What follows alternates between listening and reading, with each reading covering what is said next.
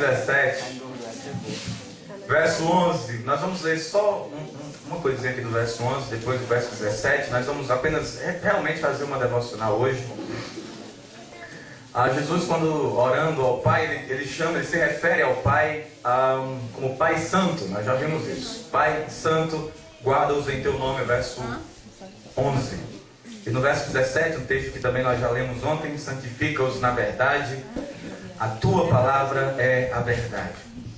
Irmãos, quando nós pensamos sobre santidade, quando nós pensamos sobre Jesus e aquilo que Ele exige de nós para seguirmos, para andarmos com Ele ao seu lado, como discípulos, como servos do Deus vivo, Ele espera de nós santidade. Ele espera que nós sejamos apartados deste mundo, separados deste mundo do pecado e inteiramente consagrados a Deus. E santidade, irmãos, não é algo de alguns apenas, não é uma virtude de poucos no meio do cristianismo ou dos discípulos de Jesus. Não são apenas alguns que têm a incumbência, a obrigação de buscar e perseguir a santidade. A santidade é para todos aqueles que se dispõem a andar com Cristo Jesus, porque Ele não recebe em sua presença, em sua comunhão, aqueles que não são santificados. Nós já sabemos que ser santo não significa ser perfeito, sem pecado algum, não é isso. O apóstolo João nos diz em sua primeira epístola que aqueles que são de Cristo Jesus, aqueles que nasceram de novo, não vivem na prática do pecado. Eles não vivem pecando. E quando eles pecam, quando eles caem, quando eles vacilam na caminhada, o que se espera destes, que já possuem o Espírito de Deus, é que eles sejam incomodados em sua consciência. O pecado lhes causa repulsa, eles odeiam o pecado, à semelhança do ódio de Deus ao pecado. Eles abominam o pecado. E este pecado não lhe causa uma sensação de paz, de tranquilidade, enquanto ele não o confessa a Deus e recebe o perdão divino. É assim que vive um servo do Senhor. Ele peca, mas ele se arrepende. E ele não vive na prática do pecado, porque Paulo diz que nós não somos mais escravos do pecado, mas nós somos libertos da condenação da lei, nós somos libertos do jugo da lei que nos levava ao desagrado de Deus, para vivermos a liberdade em Cristo Jesus, para sermos servos de Cristo Jesus. E essa servidão a Cristo Jesus é a maior, mais bela liberdade que alguém poderia almejar. Ser livre para amar ao Senhor. Quando nós somos libertos do pecado, e Paulo em Gálatas 5 diz: olha, vocês são livres. Paulo está escrevendo àqueles irmãos que ouviram o Evangelho há pouco tempo, mas logo que Paulo sai do meio deles, alguns hereges, alguns falsos mestres chegam lá na igreja da Galácia, nas igrejas da Galácia, e começam a ensinar que é preciso guardar a lei para ser salvo. Ou seja, eles pregam a salvação pelas obras. E Paulo escreve aquela carta dizendo: não, irmãos, vocês já foram libertos da escravidão da lei. Vocês já foram libertos disso. Nós somos salvos pela graça de Deus. Agora, quando Paulo diz isso, logo em seguida no mesmo capítulo ele diz: porém, não useis a liberdade para dar ocasião à carne. Não confunda liberdade com libertinagem. São duas coisas diferentes. Quando a Bíblia diz que nós somos livres do pecado, ela está dizendo que nós somos libertos do pecado para servirmos a Deus no império de graça, de misericórdia, de amor, de santidade. Uma servidão ao Senhor por gratidão, não mais por obrigação, por gratidão. Somos livres para amar ao Senhor Jesus. Antes nós não éramos, porque o pecado nos impedia de amá-lo, mas hoje nós podemos fazer isso. No entanto, irmãos, mesmo vendo na Bíblia a importância da santidade, a importância da santificação, mesmo percebendo como é impossível nós nos achegarmos a Deus sem a santificação, o autor aos Hebreus diz que nós devemos perseguir a paz e a santificação, sem a qual ninguém verá o Senhor. É importantíssima. Não existe vida cristã sem santidade. Não existe cristão sem santidade. Porém, a despeito dessa importância, a santidade tem sido um tema extremamente negligenciado nos nossos últimos anos, nesses últimos dias, vamos colocar assim. Negligenciado demais. não só o tema, né? A gente escuta falar pouco sobre isso nos púlpitos, mas mais trágico ainda, a vivência da santidade, a busca da santidade. Tem sido negligenciado ao extremo quase. Nós temos visto uma piedade muito voltada para o próprio homem. O centro da piedade hoje tem sido o ego, o homem, si mesmo, eu mesmo. Então, uma das coisas, eu quero pontuar algumas delas aqui, e uma primeira desses fatores que tem mostrado, que tem contribuído para essa negligência tão perigosa da santificação, é uma piedade egocêntrica que nós estamos experimentando nesses dias no Brasil e no mundo. Primeira coisa, piedade egocêntrica. O que é isso? Os cristãos modernos fazem da satisfação a sua religião e não da satisfação de Deus a sua vida. Porque nós vivemos para glorificar ao Senhor. É esse o nosso propósito. Gosto muito da primeira pergunta da Confissão de Fé de Westminster, aliás, o Catecismo de Westminster, o Catecismo maior e o menor, que pergunta qual é o fim último do homem. E a resposta é o quê? Os presbiterianos são obrigados a saber. Essa é um catecismo de confissão de fé presbiterianos. O fim último e principal do homem é glorificar a Deus e gozá-lo para todo o sempre. O fim último e principal do homem é glorificar a Deus e gozá-lo, ou seja, é glorificá-lo, render louvores a Ele, agradá-lo, mas também ser feliz nele, em Deus. Isso não é hedonismo, né? E andar com o Senhor para ser feliz. É extremamente complicado e estranho pensar em alguém que diz que anda com o Senhor e não é feliz. Isso é estranho. Isso é estranho. E o Senhor só recebe, e o Senhor só tem prazer em nós quando nós temos prazer nele. Então, dificilmente ou raramente hoje, nas grandes massas, na grande massa evangélica, nós vemos esse objetivo. Está tudo invertido. Nós sabemos que Daniel tinha como objetivo de sua vida agradar a Deus. Os heróis da fé tinham como objetivo agradar a Deus. Mas hoje a religião é o contrário. A religião tem que me agradar. Me agradar, agradar a mim mesmo. Isso eu chamo de piedade egocêntrica. Voltada para si, satisfação pessoal. Estamos todos muito preocupados com a autorrealização. Muito mais do que no agradar a Deus. É só ligar a televisão. Se essa televisão dependesse de nossas críticas, eu acho que todas já estavam quebradas. Porque não é possível, mas é só dar uma olhada na grande média, eu diria até a maioria, passa com média 9, das pregações e cultos na televisão. E nós vemos isso que eu estou falando. Uma religião voltada para o ser humano. Deus sai do centro e o homem se torna a essência da religião.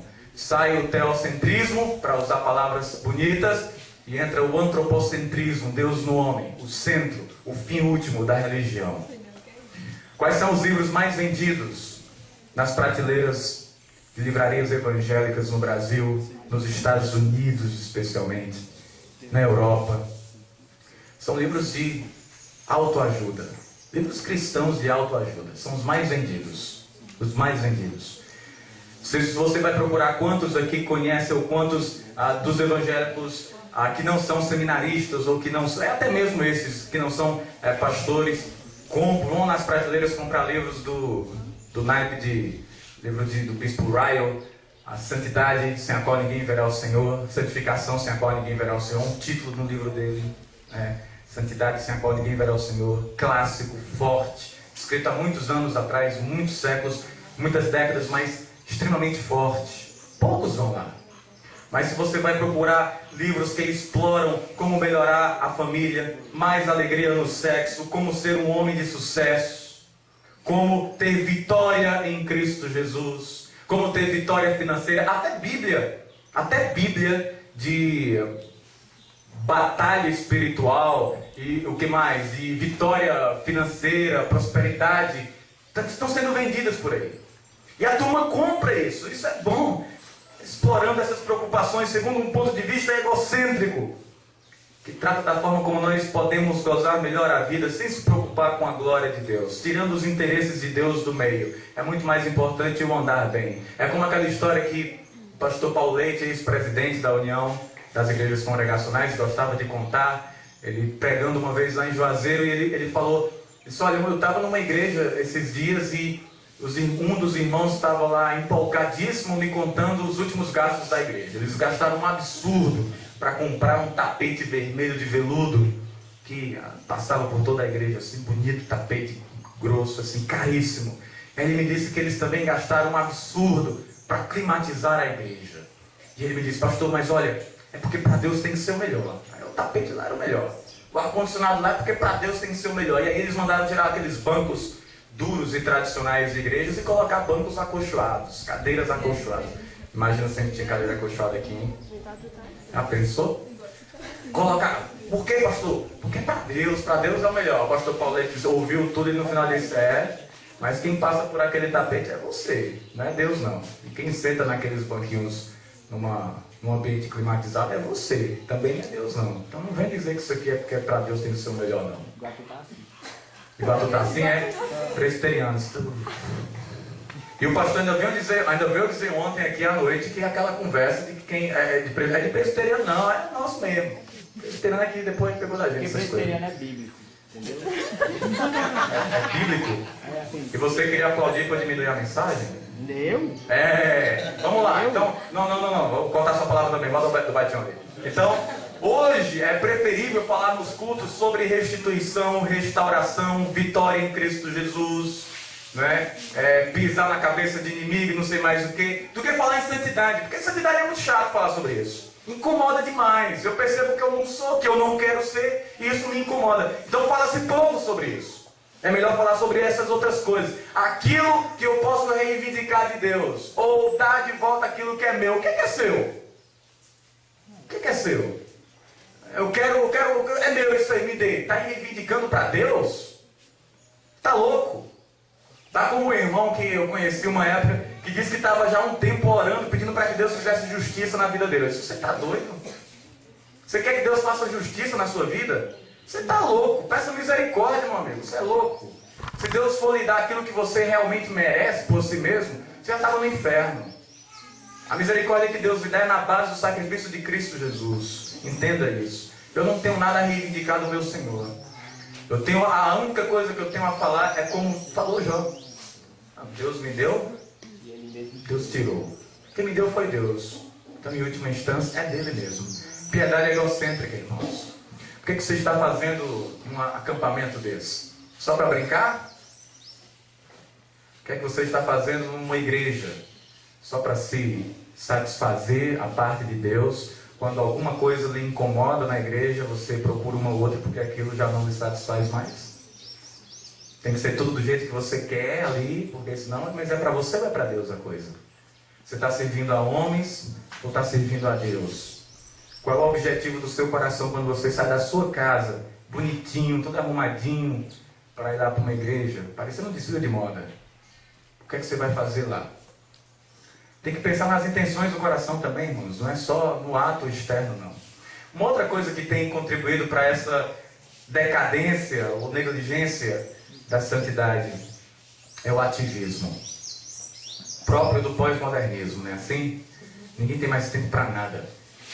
Esses dias eu recebi, se eu tivesse lembrado desse e-mail, eu teria trazido para os irmãos um e-mail escrito por um texto de Veríssimo. E ele conta, ele faz uma sátira sobre essa questão, assim, ele vai dizer o seguinte, olha, se eu fizer tudo o que me mandam fazer, então os médicos me mandam tomar um copo de vinho todos os dias, porque isso é bom para tal coisa. Me manda caminhar 40 minutos, porque é bom para o coração. Me manda fazer isso, eu tenho que fazer aquilo outro. Vai dizer, então ele começa a narrar tudo o que ele tem que fazer em um dia, para poder ter uma vida boa e saudável. Quando ele chega na metade do dia, ele diz, rapaz, olha, eu já, nos meus cálculos aqui já dá 29 horas. Aí ele continua, aí no final ele diz, me ocorreu que eu tenho que fazer um monte de coisa ao mesmo tempo. Eu tenho que tomar banho com água gelada, com a boca aberta e escovando os dentes e bebendo água ao mesmo tempo, porque senão não dá tempo para fazer tudo o que tem que fazer num dia só. E aí ele vai falando isso, é muito engraçado. Aí no final ele termina assim, olha, eu queria que após você terminar de ler esse e-mail, você me responda. Reticência, se tiver tempo. Nem tem tempo nem de responder e-mail, a coisa é corrida assim. Nós não temos tempo porque nós não nos permitimos ter tempo, porque quando nós queremos, nós temos tempo sim. É assim, dessa maneira que a coisa acontece. Agora, se você se deixa ser escravo do tempo, escravo do seu trabalho, aí você pode dizer que você tem um outro Senhor que não Deus. Deus é o Senhor do tempo. Nós estamos estudando nos cultos de doutrina na nossa igreja aqui em Boa Viagem os 10 mandamentos. Nessas últimas 2 semanas nós estudamos o 4º mandamento. O Senhor dizendo que temos que guardar o dia de descanso, santificar o dia de descanso. Ele é Senhor do tempo. Ele diz que um dia, após 6 dias de trabalho, nós devemos dedicar a Ele de modo especial. Parar para termos um tempo especial com Ele, para Ele. Mas aí a desculpa que nós encontramos é que, bom, não há tempo para isso. Tem muita coisa para se fazer. E aí tem irmãos que trabalham 24 horas por dia, 7 dias por semana. Nós falamos lá, já não tem tempo. Se eu parar de trabalhar, tem que emborcar as panelas. Vai quebrar. Vai quebrar. Obrigado. Obrigado. Eu vou usar que já está aqui. Muito obrigado. Tem que... O que eu estava falando? Tempo. Não tem tempo. Se parar de trabalhar nos 7 dias, um desses dias, como Deus manda, aí tem que emborcar as panelas. Muito bem. Pois o seu Deus não é o meu Deus. Não pode ser o meu Deus. O meu Deus, o Deus da Bíblia, Ele não me dá uma ordem para eu passar fome. Pode ser. Ele me manda fazer uma coisa que se eu fizer eu vou me matar. É isso que você está dizendo? E eu não entendo que esse Deus a quem eu sirvo e de quem a Bíblia fala é tão fraco assim. Quer dizer que se eu cumprir o mandamento dele, Ele não vai ser poderoso para me suprir as necessidades, não? Talvez é porque a nossa ganância é bem maior do que a nossa necessidade. E o dinheiro é uma dessas coisas no mundo que nunca se cansa de dizer dá e dá. De pedir mais, não importa quanto se tem. Mas esse não é o caso. O caso é que Deus é o Senhor do tempo. Porém, os cristãos modernos têm uma tendência terrível de fazer dos negócios a sua religião. Os negócios, o trabalho é a minha religião. Acho que quanto mais ocupados estiverem, melhor será. E até mesmo na igreja isso acontece. Tem gente que dentro da igreja acha que tendo muitos cargos, muitos ministérios, trabalhando muito para Deus, está tudo bem. Não está tudo bem. Às vezes nós trabalhamos demais para Deus e nos esquecemos de nos relacionar com esse Deus. E Ele não está preocupado com isso. É a história de Marta e Maria. Marta estava lá, coitada, nesse ativismo cheio de ministérios, vamos contextualizar a coisa. Enquanto que Maria escolheu a melhor parte. Estava lá aos pés do Senhor. Ele quer isso, Ele quer as duas coisas. Antes de nós nos levantarmos para trabalhar para o Senhor, entenda isso. Entenda isso. Crente tem que ter ministérios. Mas antes de você se levantar para trabalhar com o Senhor, você tem que ir aos seus joelhos para pedir graça. Senão o seu trabalho será infrutífero. Gosto também da frase de Lutero. Já disse isso algumas vezes para os irmãos. Hoje, olhava na agenda, hoje eu tenho muita coisa para fazer. Alguém lembra a conclusão? Então, eu tenho que orar mais.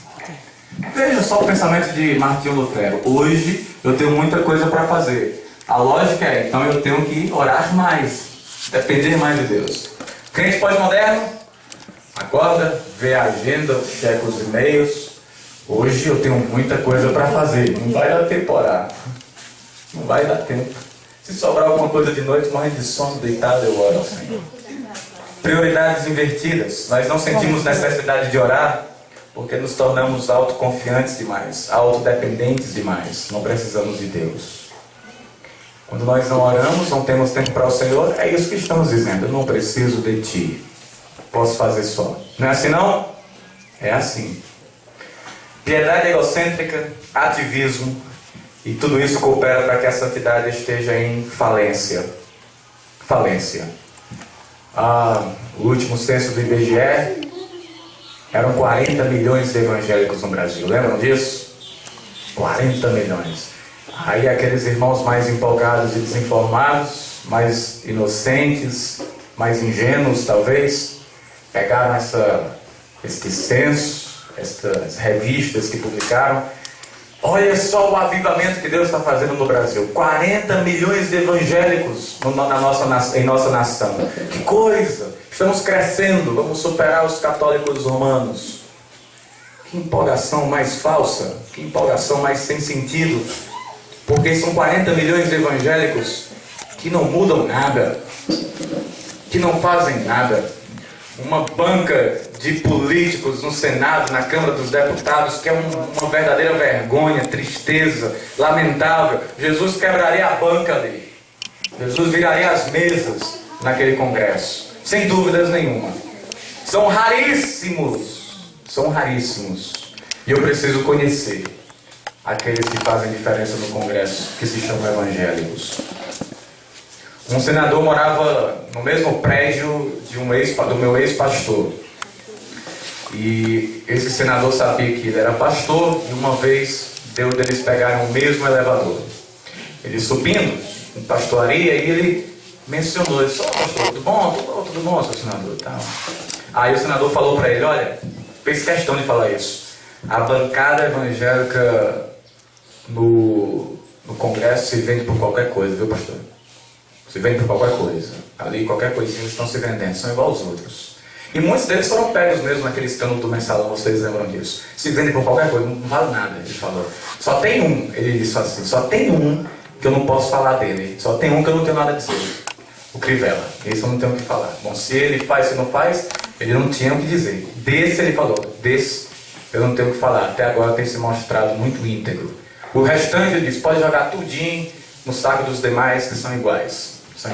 Mas é isso mesmo, eu não preciso nem falar, não. Não preciso nem falar, a gente sabe que é assim mesmo. Não fazem nada. Os evangélicos no Brasil não mudam nada. Todo mundo é evangélico, todo mundo diz que é crente, todo mundo é gospel. Você pode ser evangélico e ter um programa pornográfico, você pode ser evangélico e fazer o que você quer. Todo mundo se diz evangélico. Foi-se o tempo, como o pastor Josafá lembrou ontem, em que os crentes eram distinguidos na rua, em que os pastores tinham um nome, em que eles podiam comprar fiado, porque eles acreditavam que ele iria pagar depois. Hoje não é assim. Hoje, eu posso dizer para os irmãos, até que pela graça de Deus, que nós, que temos andado em integridade com o Senhor, pagamos pela sem vergonhice, falta de santidade de caráter daqueles que levam o nome de pastor e fazem o que fazem nesses escândalos todos que nós estamos acostumados a ver e ouvir nas TVs e jornais. Triste, a santidade em decadência, a ética, a moral, isso não existe mais. Não existe mais, dentro e fora da igreja. Aquela história de que o barco, que antes deveria apenas estar dentro da água, no meio das águas, agora está permitindo que a água entre no barco. E vai afundar mais cedo ou mais tarde. É preciso um avivamento de verdade. Até que nós não vimos nada disso. Os evangélicos modernos, e é o mais triste, e vou encerrar com isso aqui.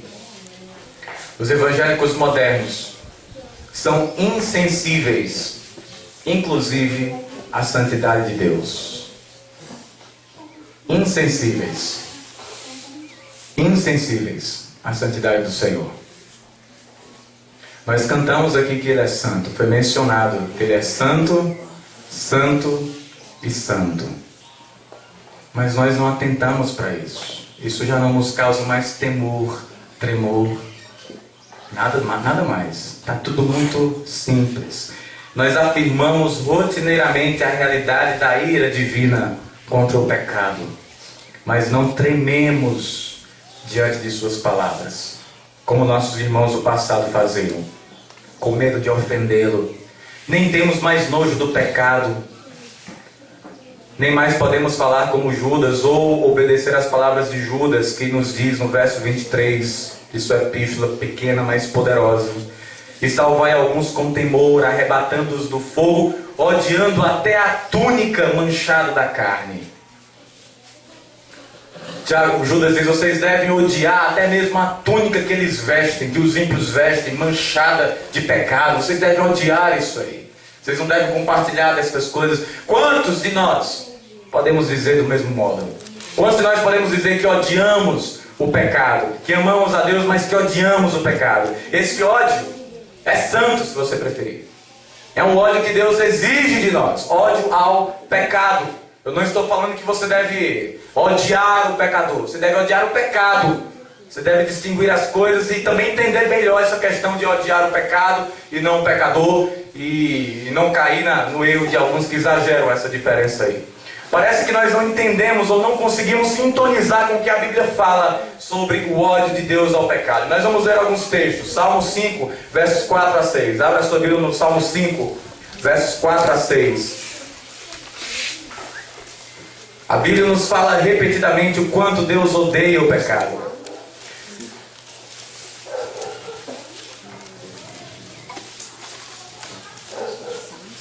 Salmo 5, versos 4 a 6.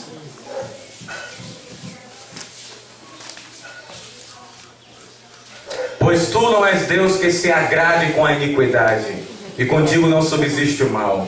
Os arrogantes não permanecerão à tua vista. Aborreces a todos os que praticam a iniquidade. Tu destróis os que proferem mentira. O Senhor abomina ao sanguinário e ao fraudulento. Veja o capítulo 7, o Salmo 7, versos 11 a 13. Deus é justo juiz. Deus que sente indignação todos os dias. Já parou para pensar nessa imagem de Deus? Ou você só vê Deus como aquele ser brando, de amor, aquela coisa toda que às vezes nós pensamos. Se o homem não se converter, o que é que Deus vai fazer, irmãos? Afiará Deus a sua espada. Já armou o arco, tendo pronto. Para ele preparou já instrumentos de morte. Preparou suas setas inflamadas. Esse é o mesmo Deus de amor, que também é juiz. Veja o Provérbios 6, verso 16, texto conhecido da gente.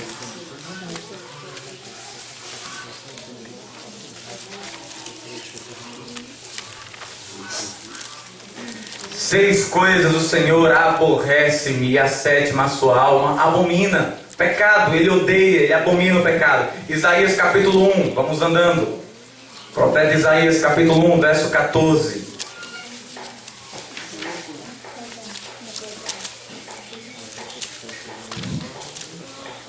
O profeta está denunciando um culto hipócrita. Está condenando o culto hipócrita. E veja o que é que Deus diz nessa condenação. Isaías 1, verso 14. As vossas festas da lua nova e as vossas solenidades, a minha alma as aborrece. Já me são pesadas, estou cansado de as sofrer. Eu não quero mais o culto de vocês. É isso que Deus está dizendo.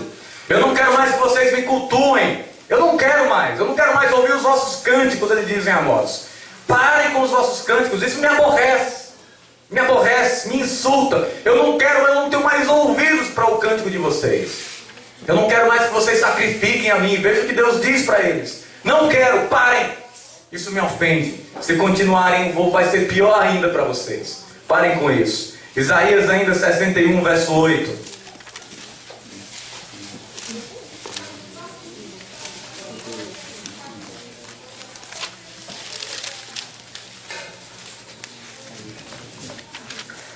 Porque eu, Senhor, amo o juízo e odeio a iniquidade do roubo. Dar-lhes-ei fielmente a sua recompensa, e com eles farei aliança eterna. O texto que mencionei, Salmo Amós 5. Amós 5, a partir do verso 21, ou verso 21. Veja a partir do verso 18, que coisa. Deus diz, Amós 5, a partir do verso 18. Ai de vós que desejais o dia do Senhor. Alguém aqui espera pelo dia de Cristo Jesus? Amém? Amém. Jesus está voltando. Deus está dizendo para esse povo aqui, ai de vós que desejais o dia do Senhor. Para que desejais vós o dia do Senhor? É dia de trevas e não de luz. Como se um homem fugisse de diante do leão e se encontrasse com ele o urso. Ou como se entrando em casa, encostando a mão à parede, fosse mordido de uma cobra. Não será, pois, o dia do Senhor trevas e não luz? Não será completa escuridão sem nenhuma claridade? É óbvio que o profeta está falando aqui daquele dia de vingança do Senhor. Porém, no dia de Cristo Jesus, nós teremos um momento em uma parte, gozo, né? Naqueles que foram salvos por ele, e tristeza daqueles que receberão a vingança do Senhor. Verso 21. Aborreço, olha as palavras de Deus. Aborreço, desprezo as vossas festas. Por festas, entenda aquelas festas religiosas, cultos. E com as vossas assembleias solenes não tenho nenhum prazer. E ainda que me ofereçais holocaustos e vossas ofertas de manjares, não me agradarei deles, nem atentarei para as ofertas pacíficas de vossos animais cevados. Afasta de mim o estrépito dos teus cânticos, porque não ouvirei as melodias das tuas liras. Quantos aqui tremem do Senhor? Amém. Quantos aqui entendem a santidade de Deus e temem ao pensar nele? Amém. Uzá estava lá acompanhando a arca do Senhor, e Davi com os demais transportando a arca e trazendo para o seu lugar de origem. E os irmãos sabem, estava sobre um carro de boi, carro novo. Os bois tropeçam e a arca cai. Uzá, com a melhor das boas intenções, não tenho dúvida disso, com a melhor das boas intenções, Uzá estende a mão para proteger a arca do Senhor.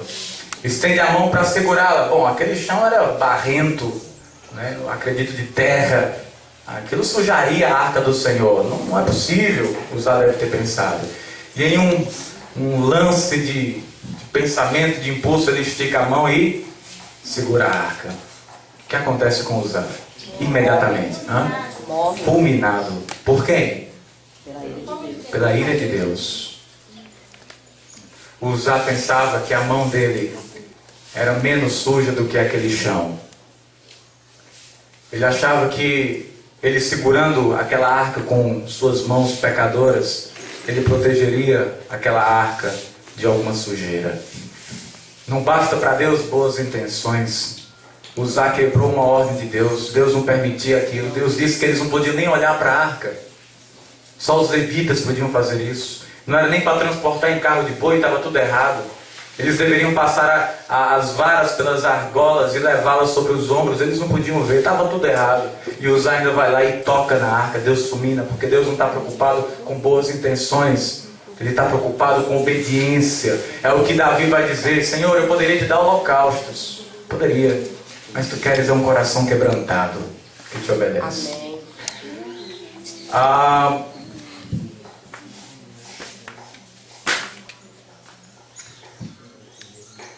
Homens que mexeram com a santidade de Deus pagaram caro por isso.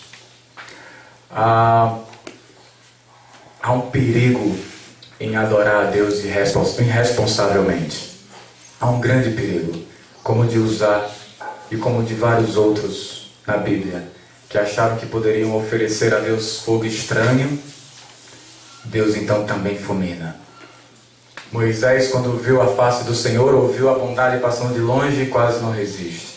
Daniel ouviu o anjo do Senhor e caiu por terra. João, na ilha de Patmos, caiu por terra. Não é de qualquer forma que podemos entrar na presença dele. Vamos encerrar com Hebreus, capítulo 12. E os irmãos, lembrem-se disso. Não há santidade, ou não há relacionamento, vivência com Deus, mudança de vida sem santidade. Hebreus 12. Já citamos o verso 14, seguir a paz com todos e a santificação, sem a qual ninguém verá o Senhor. Mas vejamos os versos 28 e 29. Por isso, Hebreus 12, versos 28 e 29. Por isso, recebendo nós um reino inabalável, retenhamos a graça, pela qual sirvamos a Deus de modo agradável, com reverência e o quê? Santo temor. Porque o nosso Deus é fogo consumidor. Pai querido, em nome de Jesus, que diante de Ti nós nos curvamos em oração, Pai, com corações prostrados ante Tua santidade, ante a Tua majestade. Queremos aqui, Senhor, e quero em nome de todos esses que estão comigo nesta manhã, de todos nós que aqui estamos, rogar a Tua graça. Pedir, Deus, que pessoalmente, individualmente, visites a cada um de nós. Tu conheces nossas necessidades, Pai, muito melhor do que nós mesmos poderíamos conhecer. Peço que Tu quebres cada coração duro, corações, ó Deus, cauterizados pelo pecado, pelo tempo de distanciamento contigo, de Ti. Que o Senhor tenha misericórdia e que a Tua palavra atue como aquele martelo que esmiuça a penha, quebrando e esmiuçando esses corações, Pai. E Deus, nós somos gratos quando assim Te oramos, porque já sabemos que quando quebras um coração duro, o Senhor refaz, o Senhor cria um novo coração Aleluia. de carne, um coração onde com letras e com tintas de sangue, com sangue, está escrito o nome de Cristo Jesus. Aleluia. E o selo de que aquele coração, de que aquela vida como um todo a ti pertence, Pai. E nós aprendemos na oração de Cristo Jesus que aqueles que foram dados ao nosso Senhor, aqueles que foram dados por ti, ó Pai, a Jesus, jamais serão perdidos, porque o Senhor os tem em suas mãos poderosas, potentosas, bem seguros, ó Deus, e nada jamais poderá nos afastar do teu amor. A tua palavra nos diz, Deus, que não há nenhuma condenação para aqueles que estão em Cristo Jesus, para aqueles que esperam em ti. E no mesmo local nós lemos que também, ó Deus, não há nenhuma separação. Ninguém jamais poderá nos separar do amor de Deus que está em Cristo Jesus. Louvado seja o teu nome por isso, Senhor. E te pedimos, ó Deus, que esta palavra não seja aqui lançada ao vazio, Senhor, mas que ela encontre corações receptíveis, que encontrem, ó Deus, terreno preparado pelo teu Espírito Santo para que ela possa germinar e produzir frutos a 30, a 60 e a 100 por um, como a tua palavra nos fala, Senhor. Faz isso em nome de Jesus. Não permitas que nenhum de nós saia deste retiro assim como chegou. Pelo contrário, Senhor, que saiamos daqui incomodados pelo teu Espírito Santo, transformados por ele, com alianças refeitas, ó Deus, com compromissos reafirmados contigo, Senhor. E que estas decisões que aqui foram tomadas e que cremos ainda serão tomadas sejam duradouras, sejam eternas para a glória do teu nome. Eu sei, Pai, que mesmo antes de nascermos e mesmo antes da fundação do mundo, como tu, ó Pai, amou o Filho, também o Senhor nos amou.